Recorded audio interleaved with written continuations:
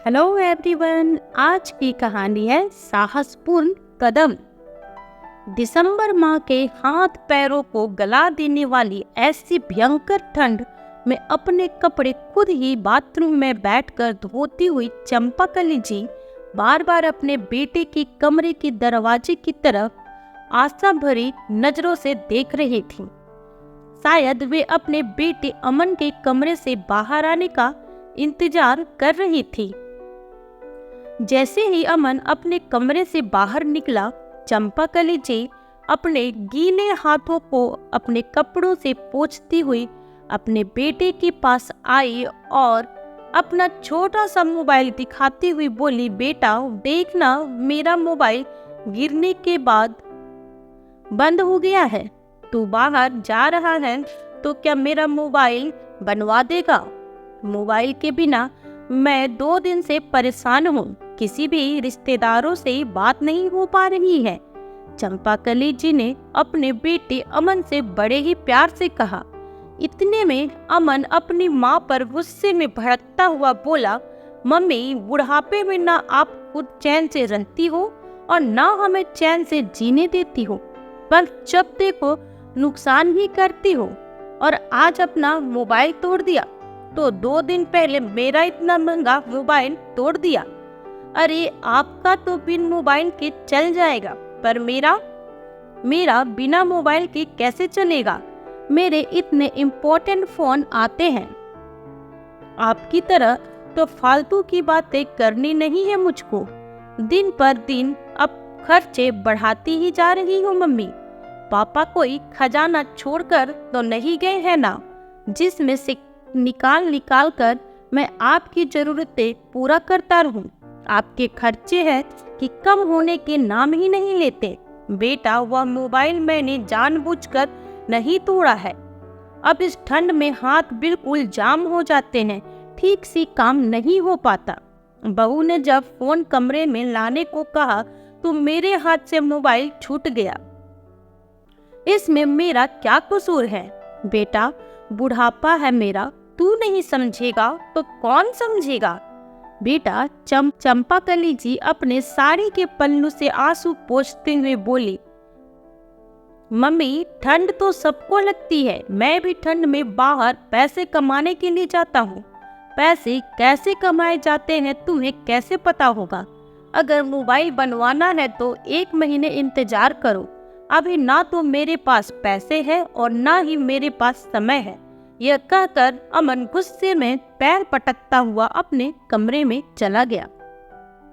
चंपाकली जी चुपचाप आंखों में आंसू लिए अपने कमरे में चली गई।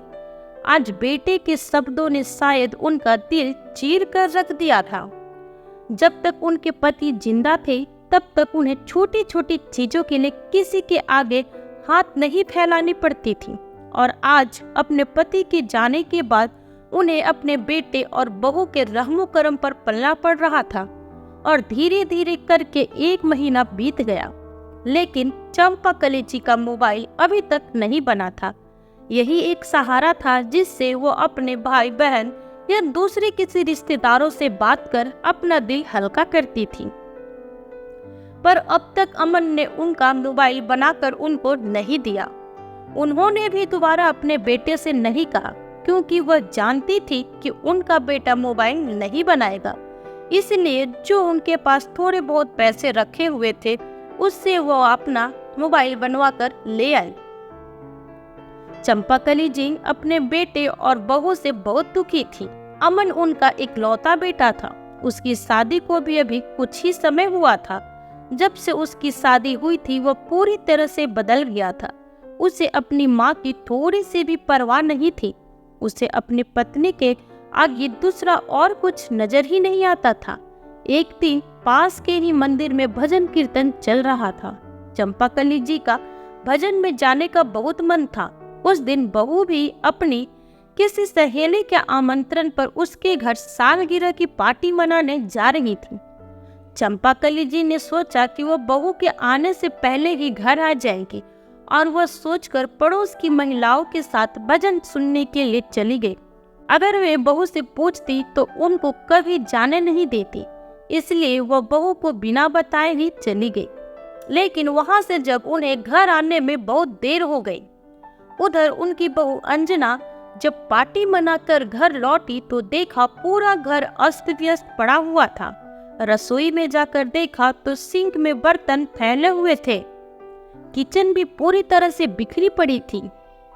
बाहर आकर देखा तो धुले हुए कपड़े सूखने के लिए पड़े हुए थे। अब पार्टी से आकर सारा काम उसे ही करना पड़ा। काम को देखते तो उसके तन बदन में आग लग गई, क्योंकि घर के ये सारे काम चंपाकली जी कर दिया करती थी।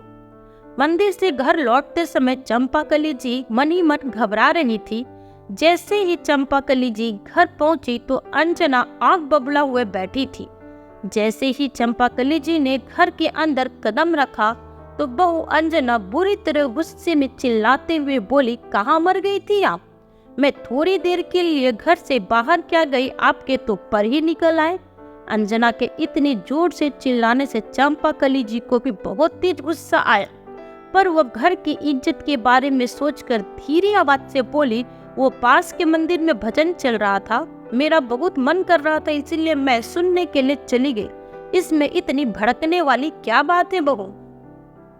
घर का सारा काम छोड़कर आप भजन के मजे लेने गई थी। मैं थक हार के आकर घर के कामों में लगी हुई हूँ, कोई सा भी काम नहीं हुआ हो। आप क्या घर में फ्री फोकट की रोटियां तोड़ने के लिए है? सारा काम मुझे ही करना है तो आपको घर में रहने की क्या जरूरत है? किसी आश्रम में चली जाओ। अपना गुस्सा दिखाते हुए अंजना अपने सारे तहजीब भूल चुकी थी। अब तो आपसे तुम पर उतर गई और बोली, अब मैं तुझे इस घर में नहीं घुसने दूंगी। अब जाए यहाँ से, सारी जिंदगी मंजीरा बजाना और मंदिर में बैठकर भजन कीर्तन गाना और सुनाना और सुनना। अब वो मंदिर वाले ही तेरा पेट भरेंगे, मैं कोई तेरा ठेका लेकर नहीं रखा है। अंजना चंपाकली जी का हाथ पकड़कर धक्का देते हुए बोली, और आने दो, आज तुम्हारे बेटे को आज फैसला होकर रहेगा, तुम या तो मैं इस घर में रहूंगी। अपने साथ को घर के बाहर की तरफ धक्का देते हुए अंजना ने घर के दरवाजे को बंद कर लिया। चंपाकली जी बहू के इस आचरण को देख सहम सी गई और बार बार उसे दरवाजा खोलने को बोल रही थी। मुझे घर से बाहर मत निकालो, मैं कहाँ जाऊंगी? इस घर में ही मेरे बहुत सारी यादें जुड़ी है। यह घर मेरे पति ने बनवाया है, तुम मुझे यहाँ से नहीं निकाल सकती। चंपाकली जी दरवाजे के बाहर बैठी रही और बोलती रही, मैं ही तो घर का सारा काम करती हूँ, एक दिन तुमने किया तो इतना गुस्सा दिखा रही हो। घर की शांति और इज्जत के लिए मैं चुप हूँ तो तुम मेरा फायदा उठा रही हो। अंजना दरवाजा खोलो, मुझे ठंड लग रही है।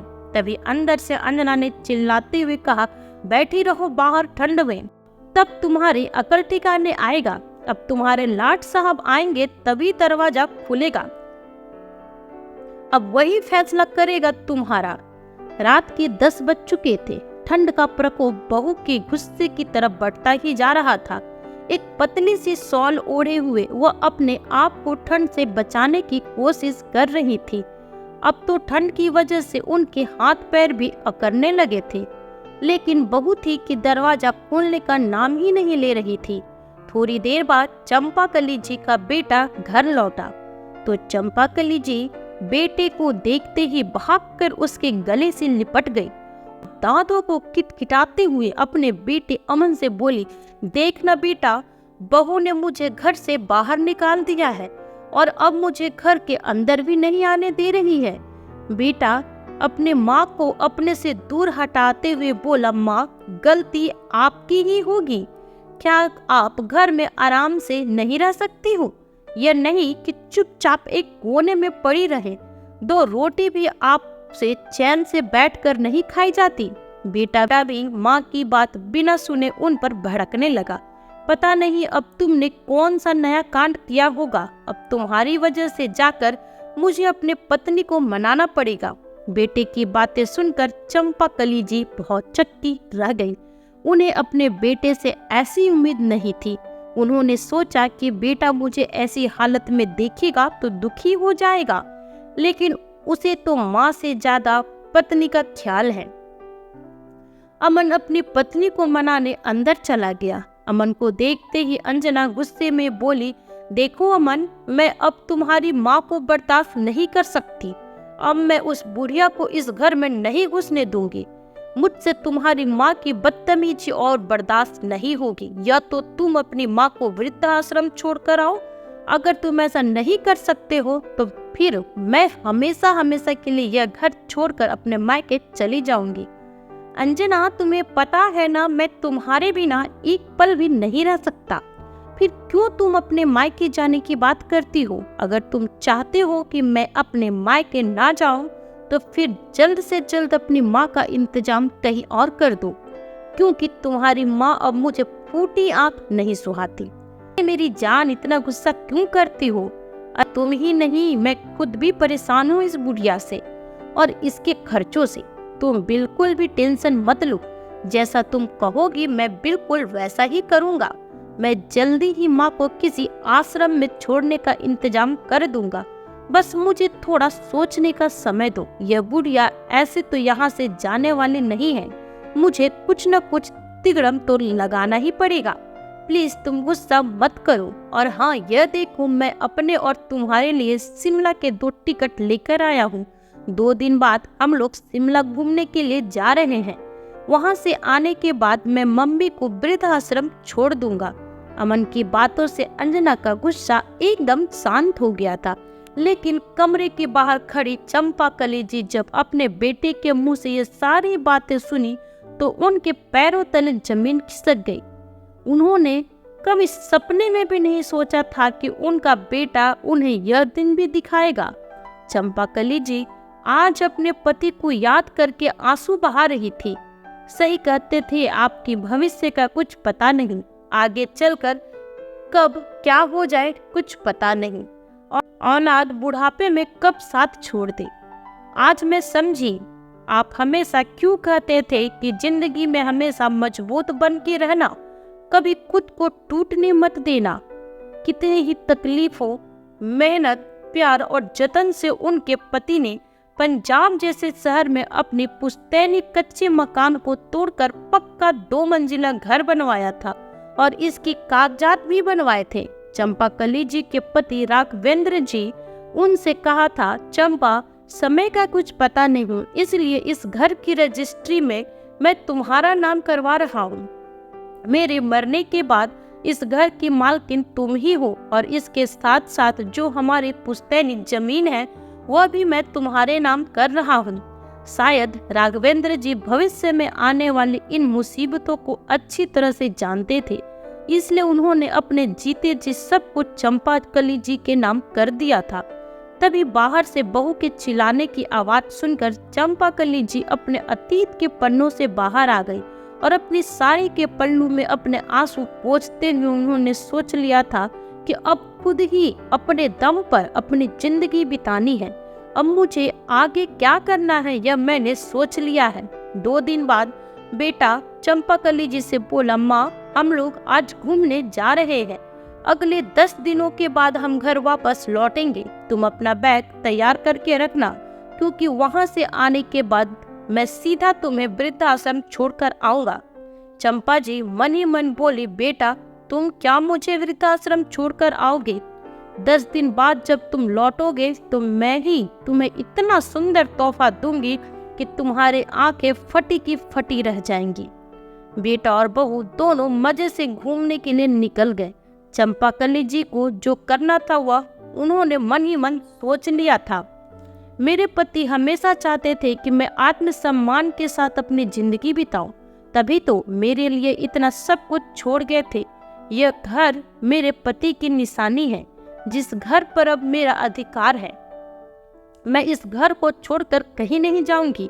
चंपा कलेजी ने अपने अलमारी से पति के दिए हुए इस घर के और जमीन के कागज निकाले, फिर अपनी बड़ी बहन को फोन कर सारा हाल कह सुनाया, जो कुछ भी बेटे और बहू चंपा कलेजी के साथ कर रहे थे और आगे शायद करने वाले थे। वे सब चंपा कलेजी ने अपनी बड़ी बहन से कहा, बेटे और बहू को मेरी जरूरत नहीं है, वो लोग मुझे वृद्धाश्रम भेजना चाहते हैं। यह घर मेरे पति की निशानी है, जिस घर पर मेरा अधिकार है, और मैं यहाँ से कहीं नहीं जाऊंगी। मैंने सोच लिया है, जिसे अब मैं करके दिखाऊंगी। जब बेटे और बहू को मेरी जरूरत नहीं है, तो मुझे भी उनकी कोई जरूरत नहीं है। चंपाकली जी ने अपनी बहन से कुछ सलाह मशवरा किया। उन्होंने अपनी बड़ी बहन का बेटा, जो कि पैसे से जमीन की खरीद बिक्री करता था, उसकी मदद से अपनी पुश्तैनी जमीन जो उनके नाम थी, उन्होंने अच्छे दामों में बेच दिया और उनके पैसे अपने अकाउंट में जमा करा लिए। उनका घर काफी बड़ा था। उन्होंने 1 हफ्ते के अंदर ही अपने पैसों से उस घर में कई कमरे बनवा दिए और घर के बाहर एक बड़ा सा बोर्ड लगवा दिया, जिस पर लिखा हुआ था चंपा वृद्धाश्रम। ऐसे बुजुर्ग आदमियों और महिलाएं जो अपने बेटे और बहू के सताए हुए थे, अब उन्हें चंपा वृद्धाश्रम के बारे में पता चला तो वह लोग वहां रहने के लिए आ गए। इस तरह अपने साथ औरों की भी भविष्य को सुरक्षित कर लिया। चंपा जी ने अपने उम्र के सारे बुजुर्ग स्त्री पुरुष के लिए साल बनी चंपाकली जी। 10 दिन बाद बेटा और बहू घर लौटे तो उस बड़े से बोर्ड को पढ़कर दोनों की आंखें फटी की फटी रह गई। अंदर देखा तो उनका सामान बाहर एक कोने में पड़ा हुआ था। वही बरामदे में चंपाकली जी और वहां पर रह रहे बुजुर्ग लोग बैठे हुए थे। अंजना दंदनाती हुई चंपाकली जी के पास गई और चिल्लाती हुई बोली, बुढ़िया, तेरी औकात नहीं मेरे घर में रहने की, और तूने सड़क पर बैठे भिखारियों को भी मेरे घर में लाकर बिठा लिया है। हिम्मत कैसे हुई तेरी? निकल मेरे घर से। अंजना चंपाकली जी का हाथ पकड़ती हुई जैसे ही बाहर की तरफ खींचने लगी, तभी चंपाकली जी ने अपनी बहू अंजना से हाथ छुड़ाते हुए उसे अपनी तरफ खींचा और एक झन्नाकेदार चाटा बहू के गाल पर मारा कि उसकी आंखें बाहर आ गई। मम्मी, यह आप क्या कर रही हो? तुम्हारा दिमाग तो ठीक है ना? अपनी बहू पर हाथ उठाते हुए आपको बिल्कुल भी शर्म नहीं आई? बेटा गुस्सा में चिल्लाते हुए बोला। आवाज नीची करके बात कर बेटा, मत भूल मैं तेरे घर में नहीं, तू मेरे घर में खड़ा है, जो अब चंपा वृद्धाश्रम में बदल चुका है। माँ, यह कैसी आप पागलों जैसी बातें कर रही हो? एक बोर्ड लगवा देने से यह घर कोई वृद्धाश्रम में नहीं बदल जाएगा। इस बोर्ड को अभी के अभी हमारे घर से निकालता हूँ। लगभग धमकी भरी आवाज में चंपाकली जी ने अपने बेटे से कहा, बेटा, इस बोर्ड को निकालना भी मत। मैं तुम्हारी ही माँ हूँ। मैंने ये बाल धूप में सफेद नहीं किए हैं। तुम भूल से भी इस बोर्ड को हाथ मत लगाना, क्योंकि अब कानूनी रजिस्टर में यह चंपा वृद्ध आश्रम के नाम से रजिस्टर हो चुका है। अगर इसके साथ तुम जरा सी भी छेड़खानी की तो पुलिस को बुलाने में मुझे जरा भी देर नहीं लगेगी। चंपाकली जी बेटी की तरफ बड़ी बड़ी आंखें करके गुस्से में घूरते हुए बोली।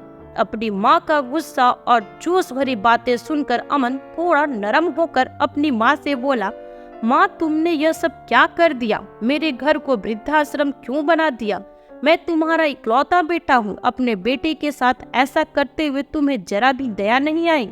अपना घर होते हुए भी तुम्हारे बेटे और बहू दर दर की ठोकरें खाएंगी। क्या तुम्हें अच्छा लगेगा? क्यों बेटा? आज मैंने तुम लोगों को घर से निकाल दिया तो तुम यह कह रहे हो कि हम कहाँ जाएंगे? और जब तू अपनी पत्नी के कहने पर मुझे आश्रम भेजना चाहता था, तब तूने अपनी इस बूढ़ी माँ के बारे में एक बार भी नहीं सोचा कि जिस माँ ने तुझे जन्म दिया, तुझे पाल पोस कर बड़ा किया, तूने इंसान बनाया कि तू अपने पैरों पर खड़ा हो सके।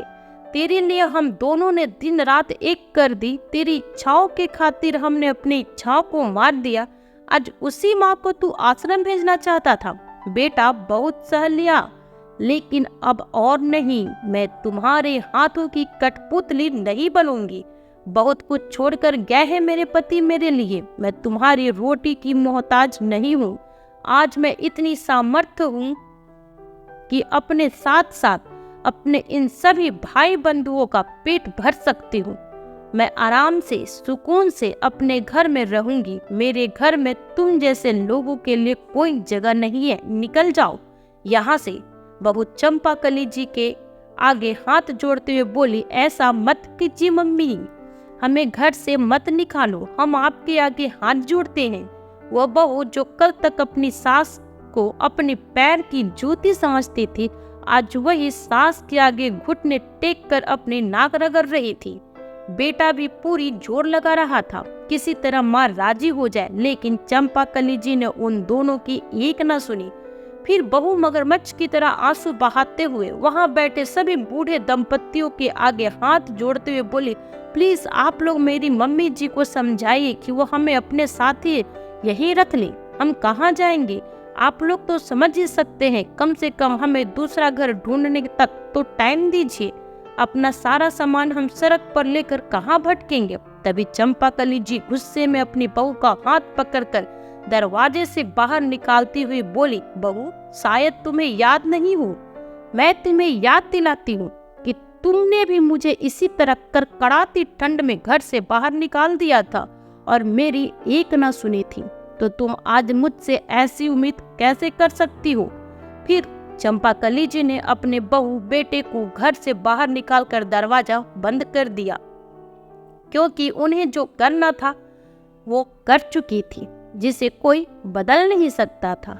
इस तरह चंपाकली जी ने न केवल अपने बहू बेटे को सबक सिखाया, परंतु अपने जैसे बुजुर्गों की भी जिंदगी बदल दी। साथ ही समाज के सामने एक साहसपूर्ण कदम उठाने वाले बुजुर्ग महिला के रूप में मिसाल भी कायम की। जब एक माँ घर में शांति और समाज में इज्जत बनाए रखने के लिए चुप रहकर बहू के अत्याचार सह सकती है, तो फिर वही माँ सर से पानी ऊपर जाने पर बहू बेटों को सबक सिखा सकती है। इसलिए किसी भी माँ को कभी कम न समझे। तो दोस्तों, कैसी लगी आपको ये मेरी आज की कहानी, कमेंट कर जरूर बताइएगा। साथ ही लाइक और सब्सक्राइब करना बिल्कुल न भूलें। फिर मिलूंगी आपसे एक न्यू वीडियो में एक नई कहानी के साथ। तब तक अपना ख्याल रखिए और स्वस्थ रहे। Bye bye.